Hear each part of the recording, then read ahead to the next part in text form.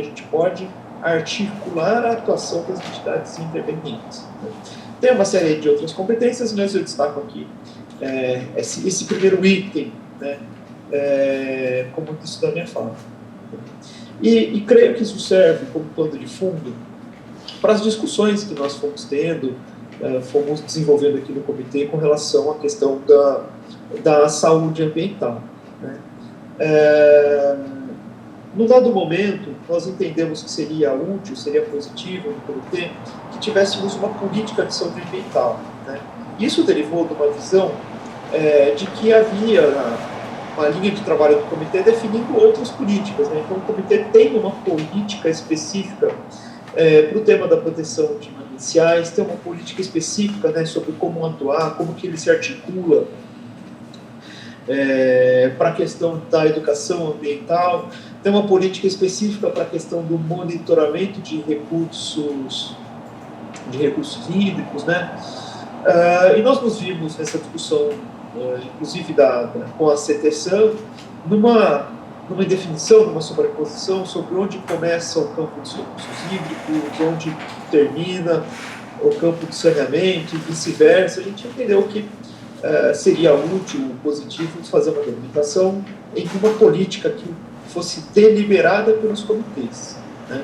Também aí tem uma série de demandas, uma série de discussões que vêm sendo historicamente levantadas aqui no âmbito da CITESAM, e essas questões ganharam impulso, né?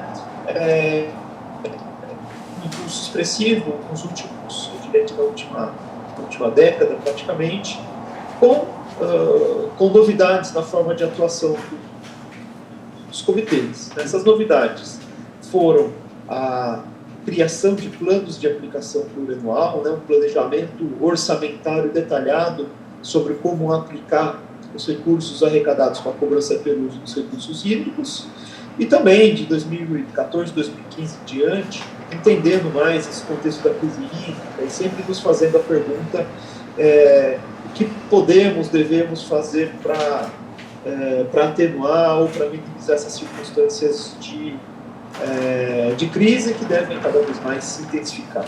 Né?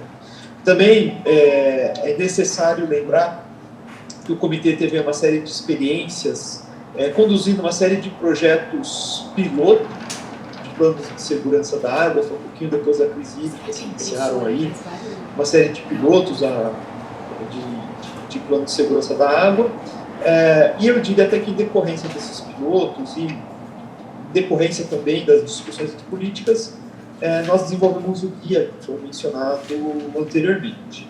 Né? Temos aqui também anteprojeto, uma série de discussões sobre qualidade, para a situação da qualidade das águas brutas, né? Uma discussão importante de ser feita, né, de papéis institucionais, né? Ou seja, nós identificamos a conveniência de formalizar uma política de saúde ambiental dos comitês PCJ, delimitando um pouco melhor qual que é o papel do comitê, qual que é o papel que compete à CTSAM dentro do comitê, qual que é o papel que compete à agência, né? Como essas coisas, usando ali o verbo, se articulam, né? E tudo isso fez parte de uma deliberação específica do comitê, que foi aprovada no fim do ano, né, de 2018. Né? Então, a gente tiver curiosidade, estou falando aqui do conteúdo que está na deliberação 309 de 2018 dos comitês PCJ. E é dessa política que eu destaco alguns pontos importantes. Primeiro, nós estabelecemos algumas definições, né? Uma definição do que nós entendemos como saúde ambiental, né? Qual que é a nossa abrangência do ponto de vista teórico, né? O campo de conhecimento e práticas de saúde pública, que faz referência à forma que atuam os determinantes ambientais, né? Sobre a saúde da população, sobre a saúde das pessoas e das populações humanas, né? A gente delimitou, enfim, conceitualmente, o nosso campo de atuação na área da saúde ambiental, e delimitamos, inclusive, um conceito, né? Um conceito particular, muito específico nosso, né? De plano de segurança da água. Nós chamamos aqui de planos municipais de segurança da água, né? há um diferencial expressivo aqui, isso se traduz também no nosso guia, que nossa perspectiva, nosso horizonte de trabalho é muito focado no município, né? A gente pode ter plano de segurança da água para qualquer sistema de abastecimento, mas o nosso foco, nossa abordagem aqui foi sempre procurar englobar a escala do município, né? Inclusive percebendo que muitos dos municípios têm sistemas que deixam, entre aspas, podem acabar deixando de fora muitas pessoas, muitos usuários dos serviços. E definimos também aqui um conceito de um instrumento de avaliação sistemático, né? Que é elaborado e implantado por sistema, né? Por mais que seja municipal, ele deve ser pensado por sistema, né? Contemplando a avaliação desde o manancial até o ponto de entrega ao consumidor, né? Creio que haja uma coincidência nessa nossa perspectiva de plano municipal de segurança da água com o território de atuação dos titulares dos serviços de saneamento, né? Nós procuramos coincidir aqui, né, que pese o fato de se fazer um plano de segurança por sistema, mas a nossa perspectiva é de trabalhar isso na mesma unidade de território, de planejamento, de lógica que se aplica aos titulares dos serviços de saneamento, até para evitar a exclusão de sistemas dos planos de segurança da água, né? A política trouxe também objetivos claros, né, de estabelecer, primeiro, programas que visem a segurança da água, de fomentar a minimização dos efeitos de degradação dos mananciais, em consonância com a política de mananciais dos comitês PCJ. A gente tem ali uma sobreposição importante de políticas, né, uma complementariedade nas políticas de saúde ambiental e política de proteção de mananciais, né. Também um objetivo é incentivar ações de identificação e prevenção de problemas de saúde pública relacionados com recursos hídricos e saneamento básico, e também apoiar a avaliação das condições de degradação de água bruta por meio de estudos e projetos afetos ao tema, né? Como que a gente faz isso, né? O que tem na nossa caixa de ferramentas da política de saúde ambiental, o que se pode fazer no horizonte das atribuições do comitê, né? Então a gente, na verdade, aqui reforça dois instrumentos que são da política de recursos hídricos: os planos de bacias, né, que fazem diagnósticos e preveem ações, e o enquadramento dos corpos d'água, né, que trabalha com a classificação e definição de enquadramento para os corpos d'água. Trocando em miúdos, né, essa política acaba por identificar programas e ações, e é aqui que eu queria destacar. Dentre os programas e ações, nós temos um programa específico dedicado à segurança de água para abastecimento público, sendo que a ação prevista dentro desse programa foi a produção do guia para a elaboração desses planos municipais de segurança de água, né?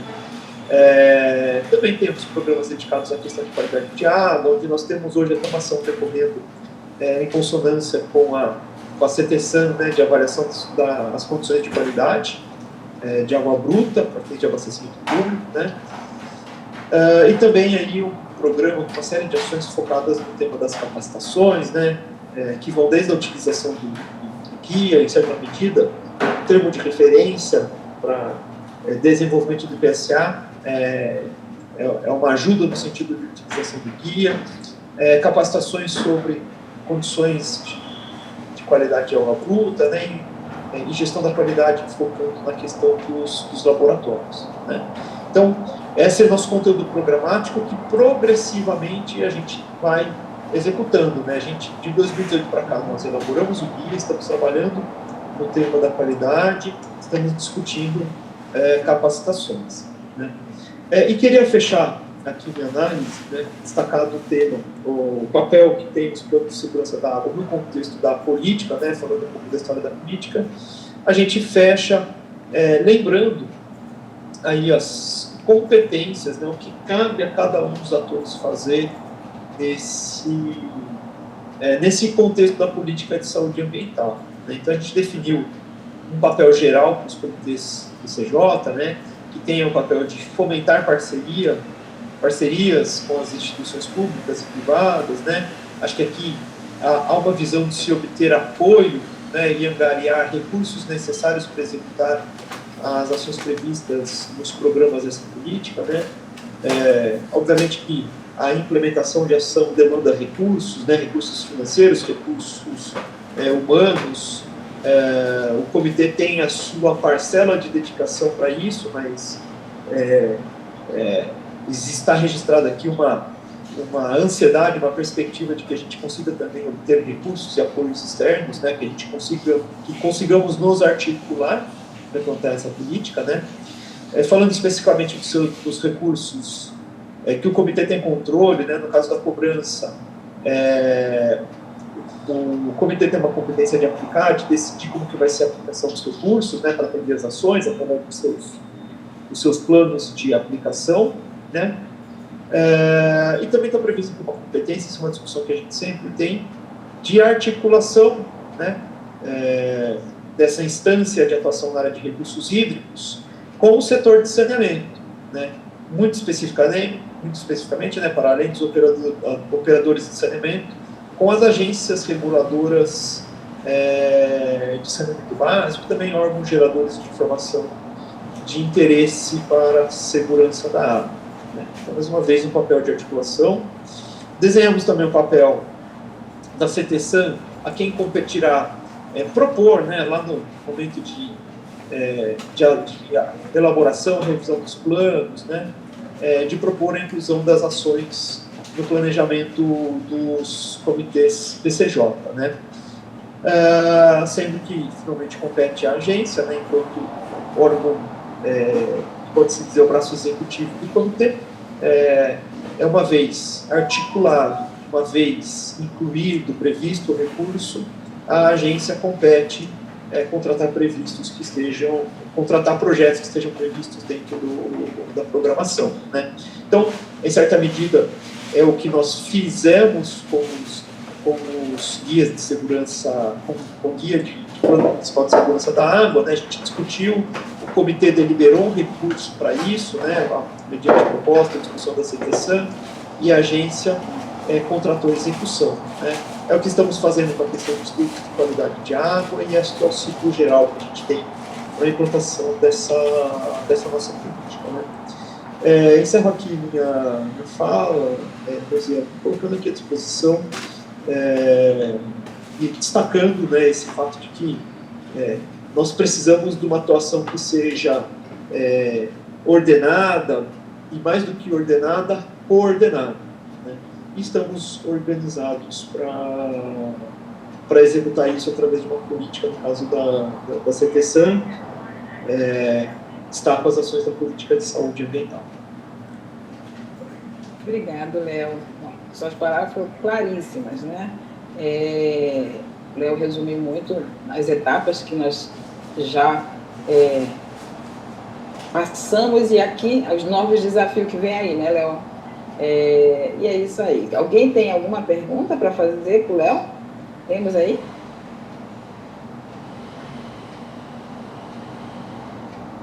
Eu não consigo ver nada do chat. Rebeca, tem alguma pergunta? Por enquanto não, Rosiane. Tá, então podemos seguir. Léo, muito obrigado.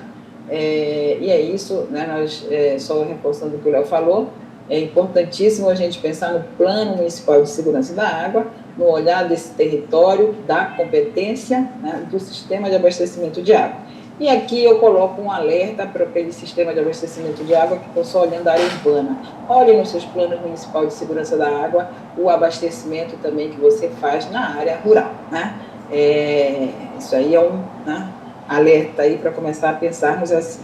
Na próxima, obrigado, Léo, né? Muito obrigado mesmo pelas suas falas. Nossa próxima fala aqui as diferenças entre plano de contingência, plano de emergência, plano municipal de saneamento, plano de segurança hídrica, plano diretor. Afinal, temos muitos planos, por que a gente não faz um só? Será possível fazer um único plano? É muito plano ou não, né? Temos que fazer os planos em função das políticas segmentadas para poder ter mais resultado. Enfim, para isso, eu convidei o Luciano. Luciano, muito obrigado por aceite do convite, que veio estar conversando com a gente aqui e explicando essas diferenças. E na medida que, né, se precisar de mim, né, eu posso estar também colaborando contigo. Mas a palavra é sua, Luciano. Muito obrigado por aceite e vamos aí, né, nessas diferenças, nesse monte de plano que tem aí. Luciane, muito obrigado pela oportunidade da Nalvaz estar aqui nessa manhã. Um bom dia a todos, fiquem à vontade, de qualquer momento quiserem participar dessa apresentação, para que a gente possa fazer um bate-papo gostoso e fluir da melhor forma possível. Eu queria só um feedback, se vocês estão me escutando bem, se alguém só podia me dar um feedback, se o tom de voz está legal, se o áudio está legal, beleza. Então agora eu vou projetar minha tela aqui.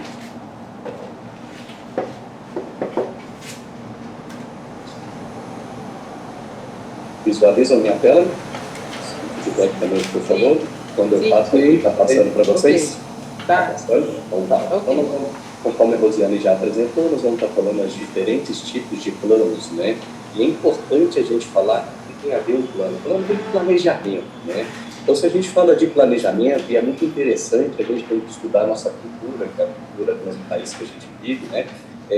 E a verdade é que a gente não é muito acostumado com planejamento, seja ele das nossas atividades do dia a dia, na nossa casa mesmo, planejamento financeiro, seja no nosso trabalho, planejamento de trabalho, e planejamento se a gente pensar na gestão pública, né? O Brasil, infelizmente, quando comparado a outros países, a gente vem de uma cultura de pouco planejamento, né? E essas políticas públicas de implantar os planos é justamente para tentar corrigir essa falta de planejamento. Que plano é planejamento? Só para nível geral, tá? Um plano, então, um planejamento, ele determina antecipadamente as atividades que devem ser feitas, né? E definir os objetivos, ou seja, o que eu tenho que fazer para estar pronto daqui 2 anos, para evitar algum problema que possa aparecer, o que eu tenho que fazer a médio prazo, daqui 10, 15 anos, para anteceder o problema. Eu estou trabalhando de forma preventiva, então.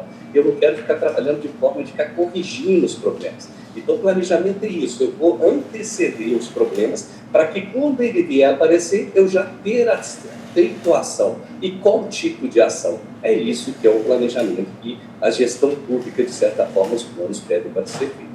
Só a nível de planejamento, então, a gente vê que o Brasil, em termos de planejamento geral, tá? Estou falando isso até no ambiente de trabalho, no ambiente da nossa casa, o brasileiro planeja pouco. O brasileiro, para você ter ideia, o nível de planejamento dele é de 2 a 5 anos. Se a gente pegar Portugal, por exemplo, o planejamento das famílias de Portugal é em torno de 20 anos. Se a gente pegar os países nórdicos, que são os países que têm maiores economia hoje em dia, você vê que o planejamento deles é para 50, 100 anos. Ou seja, eles estão pensando, daqui a 50, 100 anos, quais os problemas que podem aparecer para eles já estarem trabalhando no dia atual, para estar correndo atrás daquilo que eles precisam ser feito para que não tenha nenhum tipo de problema. Então, você vê a diferença que se tem. Quanto maior o planejamento, teoricamente a economia é melhor, né? Então, a gente está aí correndo atrás para melhorar o planejamento aqui do Brasil. E hoje nós vamos estar falando de diferentes tipos de planos. O primeiro tipo de plano que tem é o Plano Diretor Municipal, que nós vamos estar falando especificamente dele. Seguido, nós vamos falar do Plano Municipal de Saneamento Básico. Na sequência, nós vamos falar do Plano de Segurança da Água, Plano de Segurança Hídrica, Plano de Contingência, Plano de Emergência e Plano de Asfalto.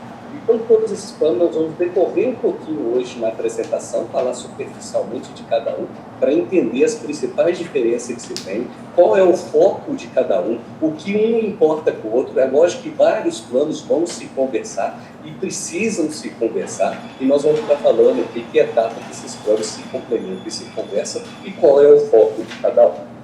O primeiro plano que se tem, e é um dos mais antigos que se tem de planejamento, é o Plano Diretor Municipal. Tá? O que o Plano Diretor Municipal fala? Ele é um mecanismo legal que visa orientar a ocupação do solo, evitando o quê? Uma ocupação desenfreada. Com isso, a gente faz uma distribuição equilibrada da ocupação no município. Em resumo, é o seguinte: para que lado que o município vai crescer? Aonde me permite novos loteamentos? Que tipo de loteamento me permite? Me permite verticalizar, ou seja, construir prédios, ou é só loteamentos horizontais?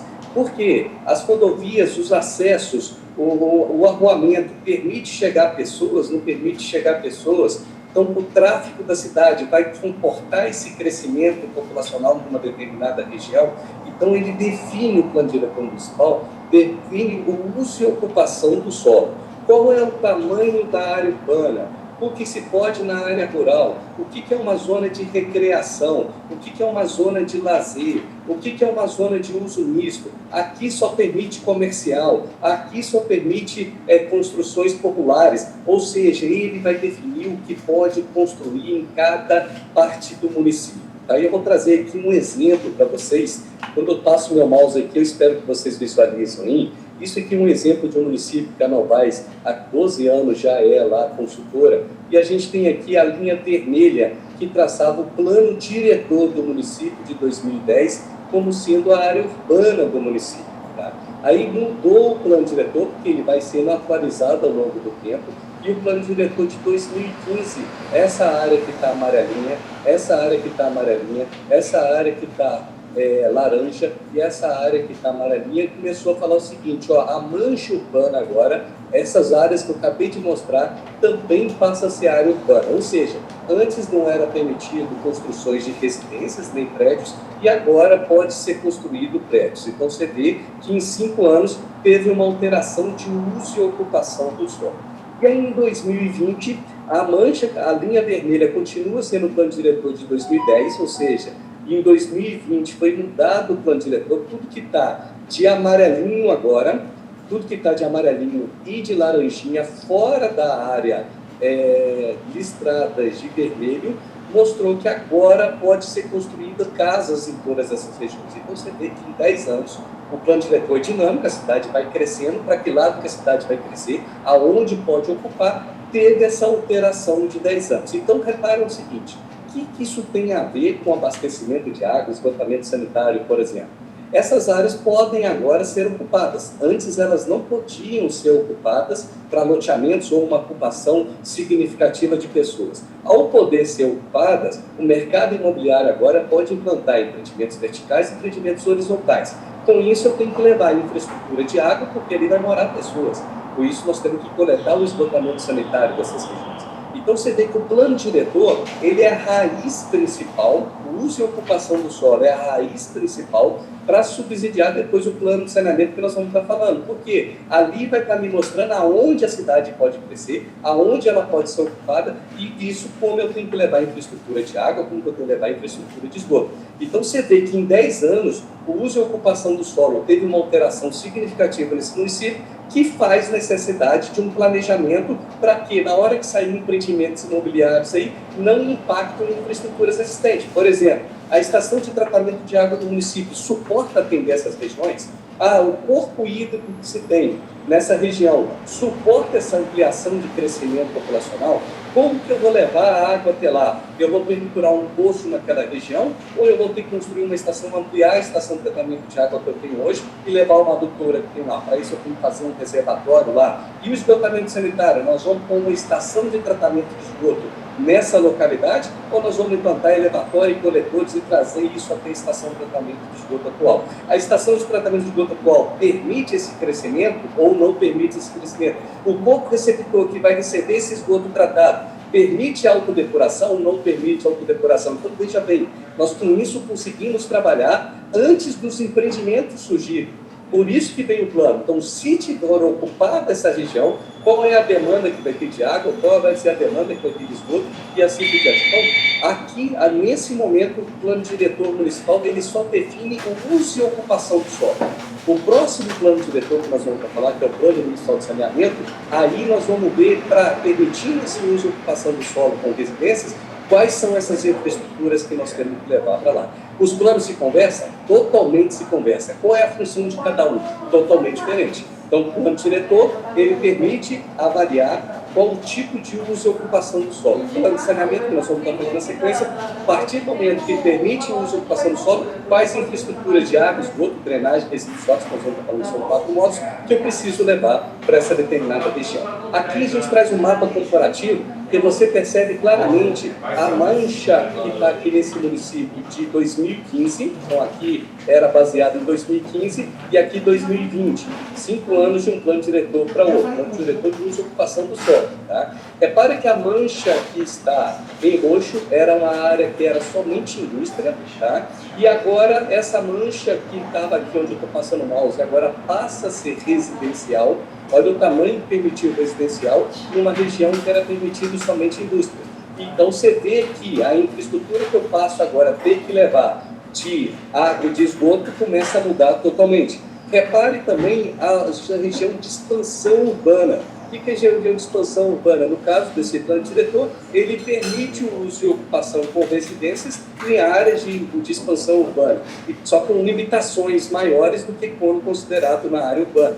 O que é essa limitação? Então a gente tem que começar a estudar o que ali é possível.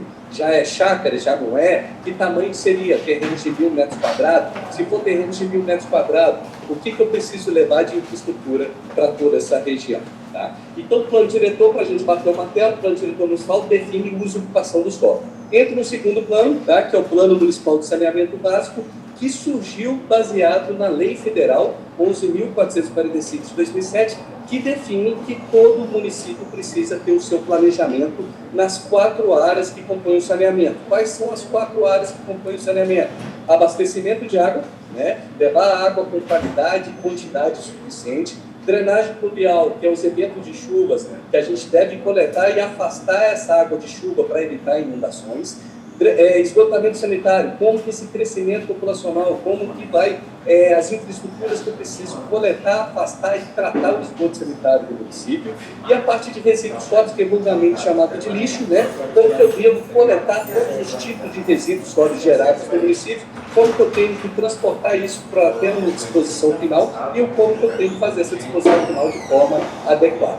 Complementar a Lei Federal de 11.445, também surgiu a Lei 12.305 de 2010, um pouco mais velha do que a 2007, mas nós já estamos falando aí de 12 anos de existência dela, que já é uma lei voltada para resíduos sólidos, que fala também que todo município precisa ter o seu plano municipal de gestão integrada de resíduos sólidos, que nós vamos estar falando um pouquinho também aqui. Então, veja bem, eu tenho o Plano Municipal de Saneamento Básico, que compõe as 4 áreas, água, esgoto, drenagem e resíduos sólidos, e eu também sou obrigado a fazer um Plano Municipal de Gestão Integrada de Resíduos Sólidos, que nós vamos estar falando que os resíduos sólidos são compostos de diferentes tipos de gerações de resíduos conforme a sua origem, né? E o município ele tem que integrar tudo isso. O que ele tem que fazer? Qual é o planejamento para que colete, afaste e disponha de forma adequada cada tipo de resíduo sólido gerado no município?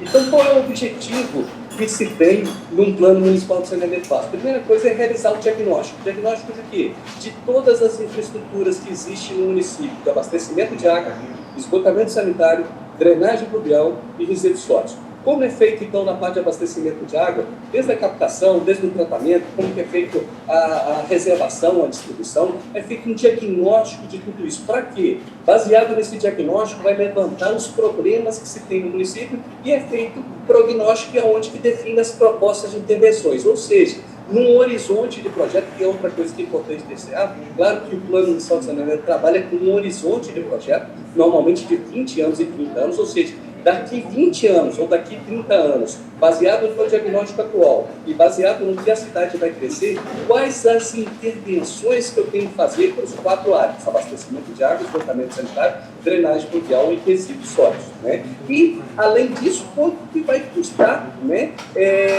Quanto vai custar, não, quanto vai custar o último passo, definir as metas. O que é mais importante dessas intervenções? Então, a gente definiu vários tipos de intervenções. Por exemplo, tem que construir um novo reservatório, tem que ampliar a estação de tratamento de água, tem que ampliar a estação de tratamento de esgoto, tem que fazer uma galeria de água pluvial para isso não acontecer, tem que fazer uma bacia de detenção de água de chuva, eu tenho que fazer a ampliação de coleta de resíduos sólidos, então eu tenho que colocar mais caminhões para fazer a coleta, tenho que ampliar meu aterro sanitário, todas essas intervenções. O que é mais emergencial? O que eu tenho que fazer a curto prazo? O que me dá tempo ainda, porque agora não é tão urgente, por exemplo, a estação de tratamento de água permite tratar a água do município até daqui 5 anos, mas depois de 5 anos a população vai crescer e a minha ETA já não é suficiente em termos de produção. Então me permite, talvez em médio prazo, construir uma estação daqui a 5 anos, daqui a 6 anos. Isso tudo ele vai definir o que não é tão urgente, o que dá para esperar a longo prazo. Então, um horizonte de 20 a 30 anos depende do termo de referência que o plano de saneamento foi feito. Normalmente fala-se em 20 anos ou 30 anos, tá, o horizonte, e que você vai planejar tudo que tem que fazer no município desses 4 módulos para que você tenha que propor as intervenções.